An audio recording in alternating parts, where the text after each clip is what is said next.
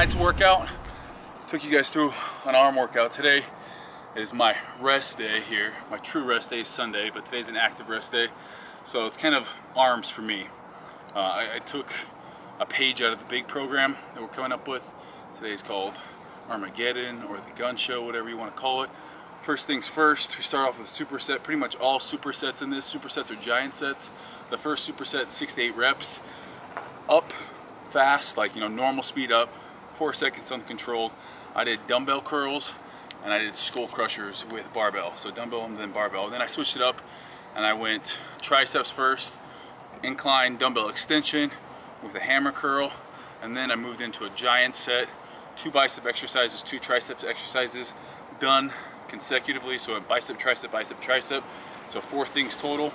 Went through 3 rounds of that, and that was more of the pump sets. So that was the 15 reps, shorter rest time. I would go through everything and then I'd rest 60 to 90 seconds. That was really just to get as much blood into that muscle. We hit that compound training, I like to call it, with the skull crushers with lower reps. Finish off with a little sprints, some tire flips, and it's beautiful. Arizona's super nice right now. One thing I kind of was thinking about as I was doing my workout, last night I had legs, and I was having a hard time getting motivated to go to the gym. And I started thinking about back to my football days, and I just started thinking about life in general. You got YouTube, you got everything that can be a negative source on your life. You got things that happen in your life, things that can knock you down, things that you can look at and you can either beat yourself up for it, or you can pick yourself and dust yourself off, because life is going to try to hurt you. Life is going to try to dish out unfair things, and it's our job to react to those things in the way we want. We can't always control what life throws at us, but you control how you react to it. And we all have, something bad happens, we all go through a process that you need to go through it to internalize it, to deal with it. But I think that the thing that separates me or from the times when I'm winning and the times that I call losing, or when people are like, Steve, how do I get motivated? It starts between your ears.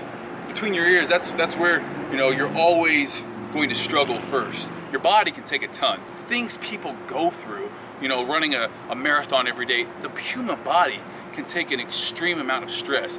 Mentally is where we crack first. And I think where I start failing first, or where I start succeeding first, is mentally. And that happens, it starts with the way you talk to yourself. So the times that I start feeling like I don't want to go to the gym, I have to mentally and consciously change the way you're thinking. Because if you're not monitoring your thoughts are going to run rampant. And there's so much negativity, YouTube, sometimes family. You got to cut those negative sources out of your life. And the only person sometimes is going to be telling you good things is yourself. The only voice that's going to be for you is your own at times. So last night I didn't feel like working at legs, and I went into the gym and I kind of had to sit there and I mapped out my workout, mapped out my goals for that workout. And the beauty of the program that I'm going to be putting together is you follow percentages, so it's not just like you're going in and aimlessly training, because that can derail you real quick, because you don't have a blueprint. You're just kind of spinning your wheels. You have to have a blueprint for that success. So mentally, I switched my paradigm. I switched my mentality of what was going on, what was happening in my life. And whatever it is, the most successful people, I think, have the ability to push past those negative things. The most successful people in life, it's not like they're more gifted than you or I. It's not like they have anything in them that you or I don't. It's just they have the ability to have that fear and that negativity that it doesn't affect them. YouTube comments doesn't affect them. They realize that the only person really that's always going to be 100% for them is yourself. And if you don't believe that about yourself, no one else is going to. So I challenge you guys out there right now. A lot of you guys probably have negative influences on your life. And maybe some of you guys are the negative influences. I challenge you guys to cut all negativity out. Thinking about it, pushing it out there. And even people on YouTube, they sit behind the computer, and why do they feel the need to say negative things? Probably because their life, they're watching other people succeed, and inside they're hurting. They're feeling like because I'm not strong enough, or because I'm too fearful to do what I really want and what I'm really dreaming, I'm gonna put down everyone else. I'm gonna put down those people that are doing what I want to be doing. And I think that it all starts up here, between the ears. What do you have between your ears is what will set you apart. Because we're all given bodies, and there's really not a whole lot, you know, yes, there are people that are more genetically gifted in different areas. Some people can jump higher, some people can run faster, some people have better muscle insertions.